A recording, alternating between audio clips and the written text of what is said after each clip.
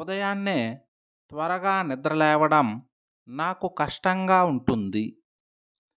ఇంగ్లీష్లో మాట్లాడడం నాకు కష్టంగా ఉంటుంది. బొమ్మలు గీయడం నాకు కష్టంగా ఉంటుంది. ఇలాంటి వాక్యాలను ఇంగ్లీష్లో ఎలా చెప్పాలో ఇప్పుడు చూద్దాం. దీనికి గాను మనం ఐ ఫైండ్ ఇట్ డిఫికల్ట్ ను ఉపయోగిస్తాం. ఏదైనా ఒక పని చేయడం నాకు కష్టంగా అనిపిస్తుంది లేదా కష్టంగా ఉంటుంది అని చెప్పడానికి ఐ ఫైండ్ ఇట్ డిఫికల్ట్ ను ఉపయోగిస్తాం.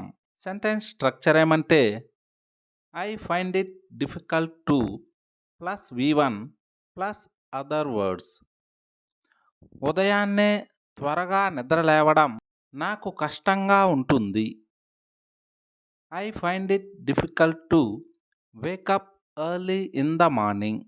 I find it difficult to wake up early in the morning. ఇంగ్లీష్లో మాట్లాడడం నాకు కష్టంగా ఉంటుంది. I find it difficult to speak in English. I find it difficult to speak in English.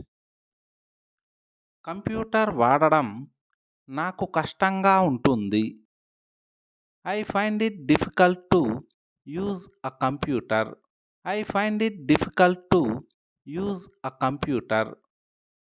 నా అలవాట్లను మార్చుకోవడం నాకు కష్టంగా ఉంటుంది. I find it difficult to change my habits.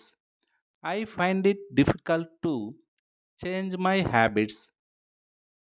బొమ్మలు గీయడం నాకు కష్టంగా ఉంటుంది.